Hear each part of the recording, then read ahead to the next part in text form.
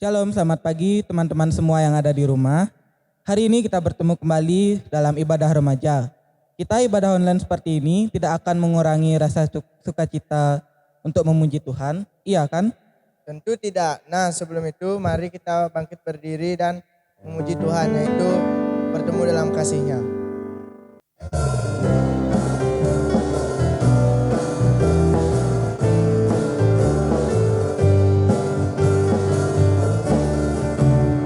Bertemu dalam kasih-Nya, bertemu dalam anugerah-Nya, bersuka cita semua di dalam rumah Tuhan.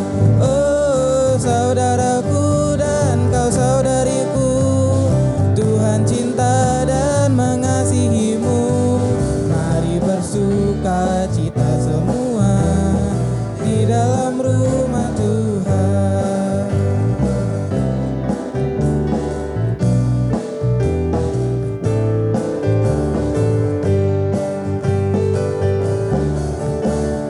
Bertemu dalam kasih-Nya, bertemu dalam anugerah-Nya, bersuka cita semua di dalam rumah Tuhan.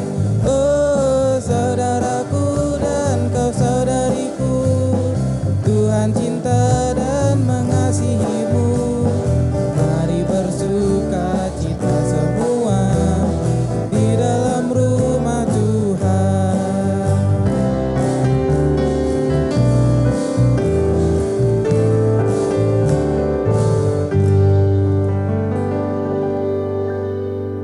Teman-teman, mari kita berdoa.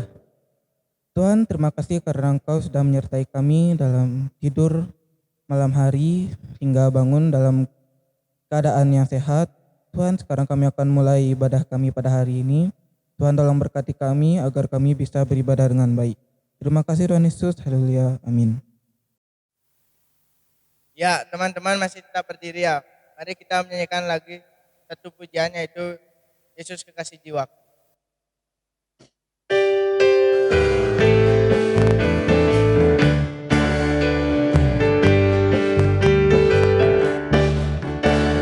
Jiwaku, sungguh ku percaya padamu, karena kasih-Mu padaku, Kau tebus dosaku. Dari terbitnya matahari dan sampai terbenamnya, ku angkat lagu pujian dengan gendang, ku puji dengan kecapi. Oh, ku bernyanyi, haleluya, Yesus kekasihku.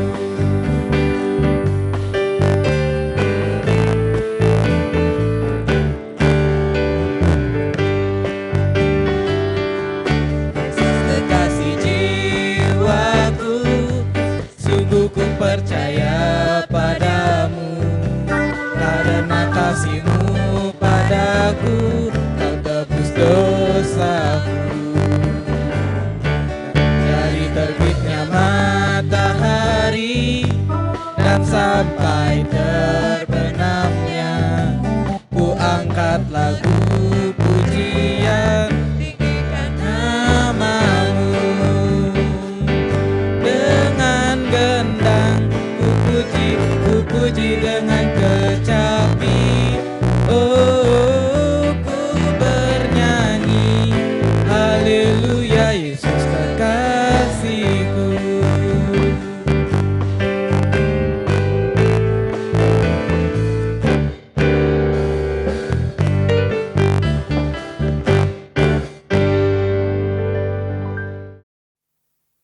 Teman-teman, sekarang kita akan mendengarkan firman Tuhan. Tapi sebelum itu, mari kita mengangkat satu pujian, firman-Mu pelita bagi kakiku.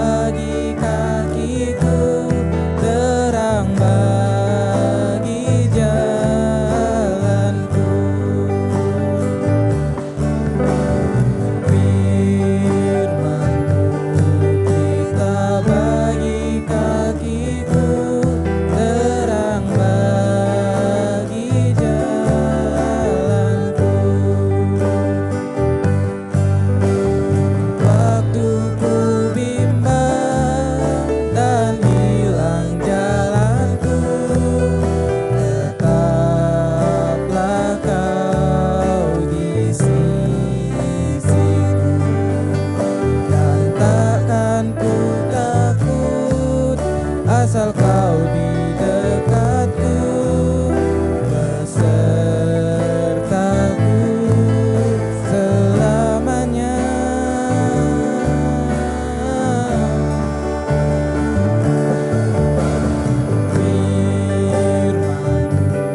Firman bagi kakiku, terang bagi jalanku,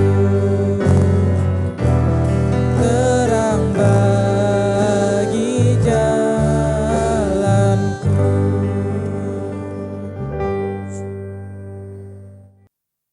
Adik-adik sekalian, adik-adik para remaja semuanya, sebelum kita mendengar firman Tuhan, mari kita berdoa. Bapa yang baik, Bapa yang mengasihi kami, Bapa Sang Pencipta langit dan bumi, Tuhan yang mengasihi kami hari ini untuk selama-lamanya. Kami akan mendengar firman-Mu ya Tuhan, sabda-Mu yang ajaib, sabda-Mu yang memulihkan kami, sabda-Mu yang memberikan teladan bagi kami. Biarlah Roh-Mu yang kudus Tuhan, memberikan kami hikmat pengertian akan firman-Mu.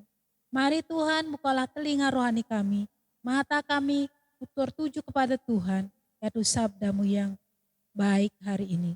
Dalam nama Tuhan Yesus kami berdoa. Amin. Salam adik-adik semuanya. Hari ini kita akan mendengar firman Tuhan. Nah, mari kita akan buka firman Tuhan yang terdapat di dalam Kisah Para Rasul 8 ayat 26 sampai 40. Ini cukup panjang ya pemberitaan firman Tuhan hari ini. Kiranya adik-adik nanti bisa baca ulang lagi di rumah. Sekarang kita dengarkan apa pesan Tuhan hari ini. Nah, judul firman Tuhan hari ini adalah Filipus memberitakan Injil. Sekali lagi, Filipus memberitakan Injil. Anak-anak, di dalam perikop ini, tokoh yang kita akan dengar adalah murid Tuhan Yesus yang namanya Filipus. Filipus di sini dalam perikop ini adalah 7 diaken oleh Tuhan Yesus sebagai seorang penolong yang dapat membantu jemaat untuk memberikan makanan jasmani. Adik-adik, pada waktu itu ya Filipus bertugas melayani jemaat untuk memberikan pelayanan, yaitu sebagai penolong jemaat untuk melayani orang-orang yang berkekurangan. Jadi Filipus dipilih menjadi diaken karena dia adalah seorang yang terkenal baik, penuh dengan Roh Kudus, dan diberi hikmat oleh Tuhan. Itu sebabnya dia layak dipakai sebagai diaken. Artinya dipercaya. Adik-adik, namun sekalipun demikian, Filipus hanya seorang diaken dalam gereja mula-mula pada waktu itu. Tuhan juga memakai dia untuk memberitakan Injil. Selain dia menolong orang, memberikan bantuan makanan pada jemaat, tapi dia juga dipilih oleh Tuhan untuk memberitakan kabar baik. Nah, adik-adik, di sini kita akan dapat menyimak bagaimana Filipus perjalanannya dipakai oleh Tuhan dalam penginjilan, di dalam memberitakan kabar baik. Ya, adik-adik, Tuhan juga memakai pemberitaan Injil ini. Sekalipun jabatan kita berbeda, sekalipun kita tidak punya kedudukan atau dipilih ya sebagaimana orang-orang biasa, tapi Tuhan juga memakai orang-orang biasa, anak-anak, untuk memberitakan Injil. Ya, sebagaimana Filipus dipakai oleh Tuhan untuk memberitakan kabar baik dan mengadakan mujizat-mujizat. Adik-adik kenal mujizat? Mujizat itu apa? Mujizat itu adalah kesembuhan yang datangnya daripada Tuhan. Itu yang terjadi. Nah, barangkali kita melihat diri kita sebagai orang yang biasa ya. Sebagai orang-orang yang petani, pedagang, mungkin orang tua anak-anak mungkin jadi ibu rumah tangga. Nah, tapi Tuhan bisa pakai anak-anak ya. Nah, bukan jabatan yang di sini dilihat anak-anak. Tapi Tuhan memakai orang-orang biasa, orang-orang yang dipenuhi Roh Kudus, orang-orang yang penuh hikmat supaya apa? Supaya firman Tuhan itu disampaikan dengan benar. Nah, adik-adik, hal itu karena kita telah mendengar Injil, ya. Apa sebabnya kita bisa memberitakan kabar baik? Supaya kita bisa mengalami kuasa Injil itu. Pertama, tadi dibilang apa? Bisa mendengar firman Tuhan. Kita dikasih telinga sama Tuhan, biasakan mendengar firman Tuhan. Membaca firman Tuhan, dan kita akan mengalami kuasa Injil itu. Sehingga kita dapat membagikan pengalaman kita bersama Tuhan. Apa yang anak-anak alami setiap hari dalam hidup kita itu pasti ada kesannya. Pasti ada yang kita ingat. Ya, itu. Firman Tuhan itu dah rema. Firman itu akan berbicara melalui setiap kehidupan kita.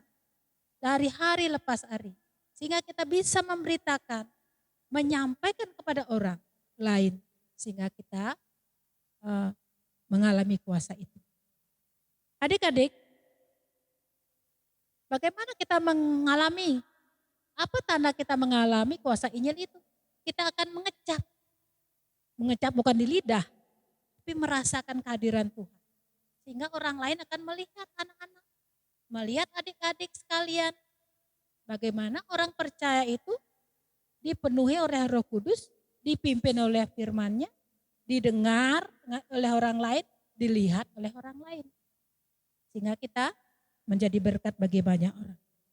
Nah, adik-adik, suatu kali, kembali kepada Filipus. Suatu kali Filipus sedang santai-santai. Kalau orang santai itu orang yang menikmati keadaan saat itu. Saat yang nyaman sekali. Tapi malaikat Tuhan datang. Nah, ketika malaikat Tuhan datang,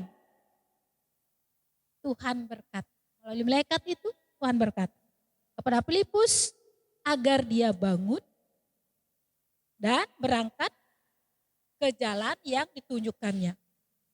Ke jalan yang ditunjukkannya. Ke jalan yang ditunjukkannya itu adalah ke jalan sunyi, dibilang dalam firman Tuhan. Ya, dari Samaria ke Gaza. Ya. Nah. Jadi Tuhan sudah punya rencana kepada Filipus apa yang akan dilakukan. Nah, di situ Filipus dia berjalan, dia meninggalkan kenyamanannya untuk menuju ke jalan sunyi itu. Dan apa yang terjadi? Tuhan juga berencana. Ada rencana Tuhan juga kepada sida-sida. Bukan sidang, maaf, sida-sida yang ada di Ethiopia. Ya. Mungkin anak-anak kenal para orang-orang Ethiopia itu ya, orang-orangnya kulitnya hitam ya. Nah, dia bertemu dengan orang-orang Ethiopia. Itu ada rencana. Filipus akan bertemu dengan orang-orang Ethiopia. Orang itu adalah pegawai, pejabat yang tertinggi, yang besar, penguasa kerajaan Kandake saat itu. Ya, itu kan dipertemukan oleh Tuhan. Tuhan juga berencana pada mereka itu. Nah, ketika mereka sudah direncanakan Tuhan sedemikian rupa, ya, sedang perjalanan mereka, pembesar penguasa itu menuju Yerusalem, dia akan beribadah. Nah, di tengah jalan dia berhenti dengan keretanya. Pejabat-pejabat ini dia naik kereta. Tidak satu orang tapi 3 orang. Ini di situ ya. Dibilang ya 3 orang. Nah, dan perjalanan pulang ke Yerusalem untuk beribadah, hal ini mengisyaratkan peristiwa bahwa pejabat kerajaan Ethiopia ini adalah seorang penganut agama Yahudi. Agama yang berpegang kepada perjanjian lama. Seperti yang kita ketahui dalam Perjanjian Lama terdapat nubuatan-nubuatan tentang kedatangan dan karya Sang Mesias untuk keselamatan manusia pada waktu itu. Dia sedang membaca salah satu kitab Perjanjian Lama, yakni kitab Yesaya. Ketika dia akan Filipus itu mengamati kereta pejabat itu, adik-adik. Mengamati, kalau orang mengamati mungkin jauh ya. Kalau orang mengamati pasti jauh. Oh itu ya kereta yang Tuhan tunjukkan. Itukah orangnya? Pasti diikuti. Perasaan Filipus pasti begitu ya. Itu ya keretanya. Mungkin orang itu yang Tuhan mau datang ke sini. Nah begitu ya. Nah ketika dia akan Filipus itu mengamati kereta dan pejabat kerajaan di Ethiopia itu. Roh Kudus berbicara lagi sama Filipus. Karena Filipus ini dipenuhi Roh Kudus. Nah, Roh Kudus berkata padanya demikian. Pergilah ke situ dan dekatilah kereta itu. Roh Kudus berbicara, pergilah, dekatilah kereta itu. Maka Filipus mendekati kereta itu dan mendapatkan pejabat itu. Ketika dia berada di dekat kereta itu, ia mendengar bahwa orang itu sedang membaca penggalan kitab Nabi Yesaya. Mendengar hal itu, hikmat dalam diri Filipus itu mendorong dia untuk berbicara kepada pejabat itu. Filipus mulai berbicara dengan berkata kepada pejabat-pejabat itu. Apa yang dia katakan? Mengertikah? Dia bilang gitu. Mengertikah Tuan apa yang Tuan baca? Sekali lagi dia berkata, mengertikah Tuan apa yang Tuan baca? Dia sangat sopan berkata-kata dan mendekati dengan baik. Dia berkata sangat sopan, tidak sembarangan, tidak begini-begini tangannya, bukan. Dia berkata, Tuan, mengertikah Tuan apa yang Tuan baca itu? Demikian Filipus ya, bertanya kepadanya. Kita perlu berkata-kata adik-adik di sini, kita teladannya di sini ya, teladannya Filipus. Kita perlu berkata-kata dengan sopan. Ya. Kita perlu berkata-kata dengan sopan. Bukan hanya kepada orang-orang yang memiliki jabatan atau berkasta, kita berkata halus atau berkata sopan. Tapi pada setiap orang kita harus berkata-kata dengan sopan. Berarti kita, kalau kita sopan perkataan kita, berarti kita menghargai orang yang kita ajak berbicara. Demikian. Ya. Nah, jadi pembicaraan kita akan mendapatkan hati mereka. Pembicaraan kita mendapat tepat di telinga mereka dan mendapatkan pembicaraan mereka akan menyentuh hati mereka. Coba adik-adik, kalau kita berbicara kasar, sembarangan, sombong, pasti telinga orang itu kan panas. Panas artinya tidak enak didengar. Kalau kita berbicara sopan, ya akan baik diterima oleh hati mereka. Kalau kita kasar, hati mereka juga panas. Hati mereka dendam dan mereka benci. Apa yang dibicarakan itu, perbicaraannya gak enak. Tidak menyukakan hati. Tidak membuat telinga itu enak mendengar. Tapi ini pesan dari Filipus. Ya. Suatu teladan yang luar biasa dari Filipus. Dia berkata-kata dengan sopan kepada pejabat-pejabat itu. Ya, adik-adik yang kekasih, penting dan perlu kita pelajari dari sejak muda. Dari sejak muda kita harus berbicara, belajar berbicara sopan, belajar membuka pembicaraan kepada orang-orang yang perlu kita ajak bicara.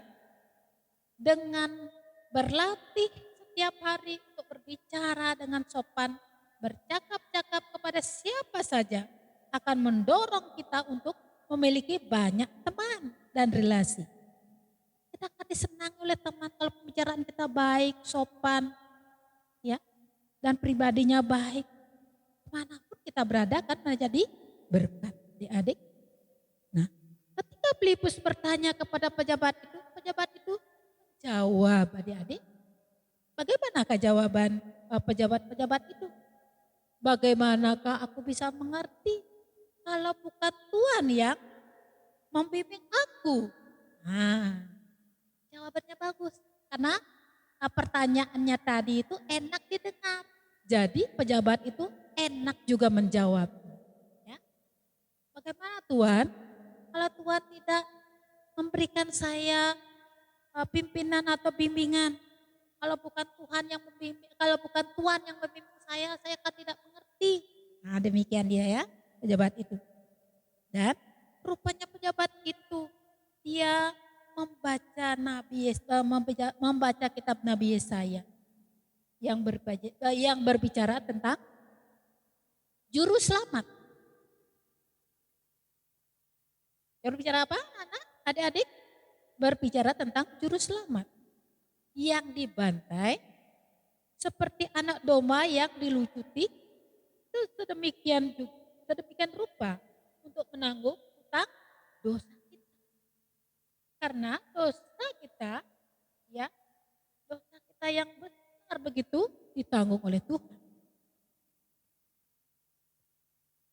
Untuk menanggung kebinasaan kita karena dosa, kita dikaruniakan kemuliaannya. Bahkan dihukum sedemikian rupa untuk menanggung setelah hukuman dosa manusia supaya kita dimerdekakan. Jika Tuhan menanggung dosa kita, mati di kayu salib, begitu dirajam, dilucuti, ya, begitu dia menderita sekali, sangat sakit ketika dia disalib, ketika dia dibunuh, adik-adik, sehingga mereka sangat tertegun, sangat antusias mendengar apa yang dikatakan oleh Filipus. Jadi anak adik-adik, begitu dosa-dosa kita diampuni oleh Tuhan, ya, dan kita pun dimerdekakan, adik-adik. Ya kan Filipus berani memberitakan Injil karena dia telah mengalami kuasa Allah dalam Injil yang mengubah hidupnya. Namun dia juga telah mengerti kitab suci bahwa segala kitab perjanjian lama bersaksi tentang Sang Juru Selamat. Hal ini memungkinkan dia untuk menerangkan kitab suci dan memberitakan Injil keselamatan di dalam Tuhan Yesus Kristus. Sebagai orang-orang yang percaya, ada hal yang sangat penting kita memiliki pengalaman pribadi tentang bagaimana kuasa Injil mengubah hidup kita. Namun kita juga perlu belajar firman Tuhan sehingga kita mengerti nubuatan-nubuatan tentang kedatangan Sang Juru Selamat dan karyanya untuk menebus kita dari kebinasaan kepada keselamatan. Ketahuilah bahwa belajar firman Tuhan adalah hak istimewa untuk semua orang percaya. Oleh karena itu, sekalipun kita adalah anak-anak remaja, kita berhak memang perlu belajar firman Tuhan. Dengan ini, bila mana ada orang yang bertanya tentang Tuhan dan keselamatan yang dikaruniakan kita, dapat berbicara sebagaimana seharusnya sebagai saksi-saksi Tuhan. Jadi kita itu ketika kita sudah mengalami kuasa Injil dan mengalami hidup berpengalaman dengan Tuhan, kita akan menjadi saksi-saksi Tuhan. Ketika pejabat kerajaan Ethiopia itu telah mendengar Injil yang disampaikan oleh diakon Filipus, pejabat itu merasakan kerinduan yang sangat besar agar ia pun dapat dibaptis sebagai seorang pengikut Tuhan Yesus atau seorang yang percaya pada waktu itu. Pejabat itu sadar bahwa ia harus segera pulang ke negerinya, yakni ke Ethiopia. Itu sebabnya ketika ia melihat ada air yang mengalir, ya di sana ada air. Ketika orang itu melihat air, dia rindu dibaptis adik-adik. Kemudian sebelumnya dia dibaptis, Filipus bertanya, dia lagi bertanya, Tuhan, apakah Tuhan sungguh percaya kepada Tuhan Yesus? Apakah Tuhan benar-benar sungguh percaya kepada Tuhan Yesus? Dia menegaskan kembali imannya pejabat. Apakah sungguh-sungguh percaya kepada Tuhan Yesus? Rupanya pejabat itu sungguh-sungguh percaya dan ia berkata, aku percaya kepada Tuhan Yesus adalah anak Allah. Aku percaya kepada Tuhan Yesus adalah anak Allah. Demikian katanya ya. Kemudian Filipus maupun pejabat itu turun dari kereta. Turun dia dari kereta. Setelah itu pejabat itu meneruskan perjalanannya ke negerinya. Dan Roh Tuhan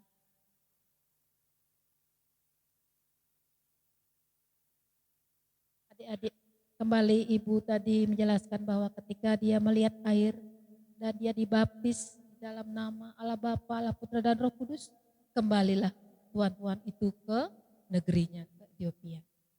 Nah, adik-adik, setelah itu pejabat itu meneruskan perjalanannya dan pulang ke negerinya. Kembali Filipus untuk mempersiapkan Injil di tempat itu.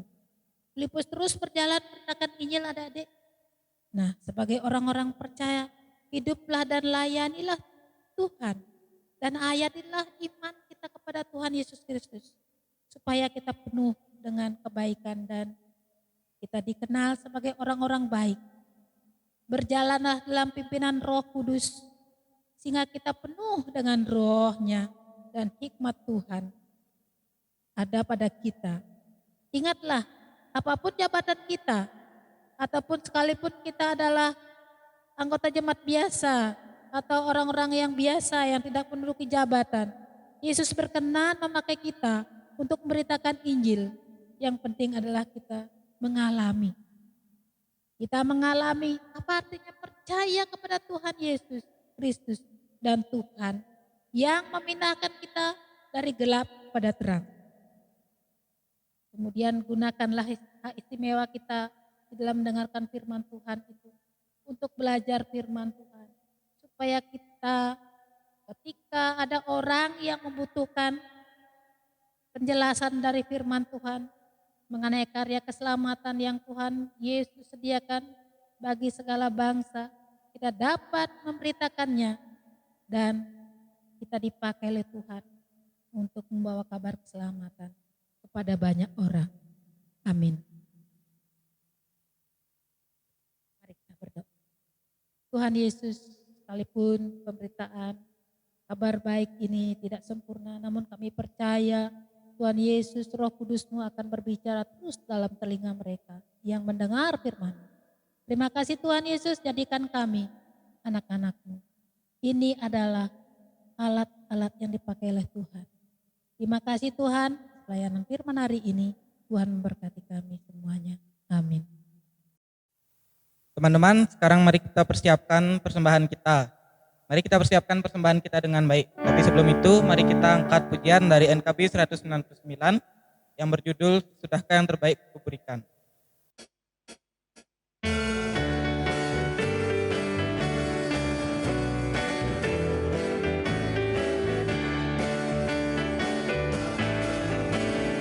Sudahkah yang terbaik kuberikan kepada Yesus Tuhanku.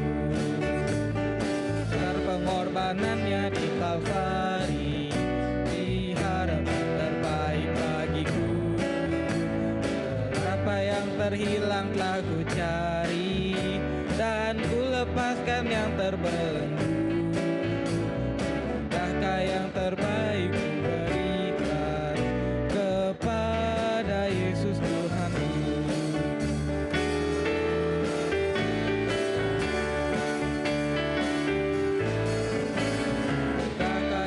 terbaik ku berikan kepada Yesus Tuhanku.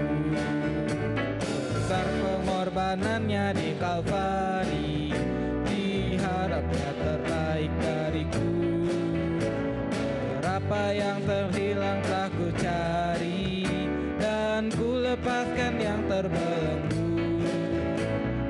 Jaga yang terbaik ku berikan kepada Yesus Tuhanku.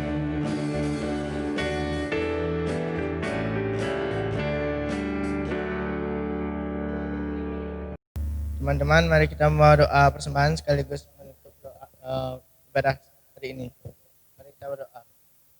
Tuhan, terima kasih atas berkat-Mu sudah mengumpulkan kami untuk beribadah, Tuhan Yesus.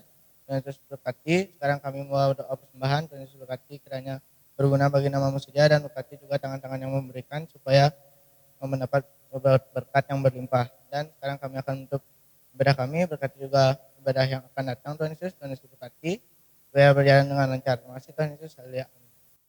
Sebelum kita mengakhiri ibadah hari ini, mari kita mengangkat pujian dari Kidung Jemaat 426, kita harus membawa berita.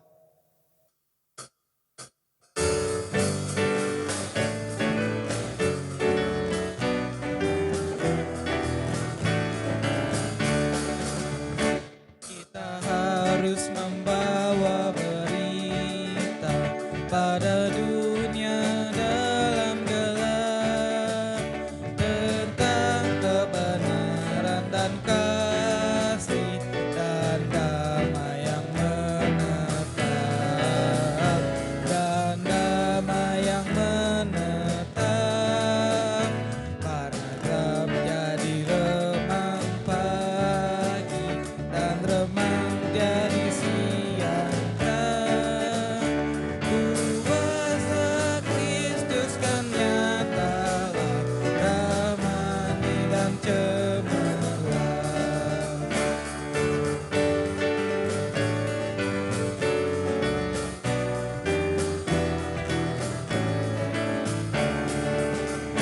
Kita harus membawa berita pada dunia dalam gelap tentang kebenaran dan kasih dan damai yang menetap, dan damai yang menetap, harap jadi remang pagi dan terang jadi siang terang. Kuasa Kristus kan nyata, ramani dan cemerlang.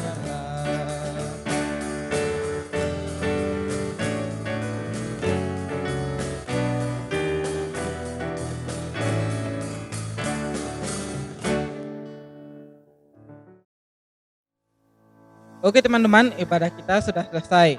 Jadi teman-teman tetap di rumah saja dan tetap jaga kesehatan. Jangan lupa cuci tangan dan gunakan hand sanitizer. Serta jika keluar rumah jangan lupa untuk menggunakan masker. Oke, sampai jumpa di ibadah selanjutnya. Selamat hari Minggu, Tuhan Yesus memberkati.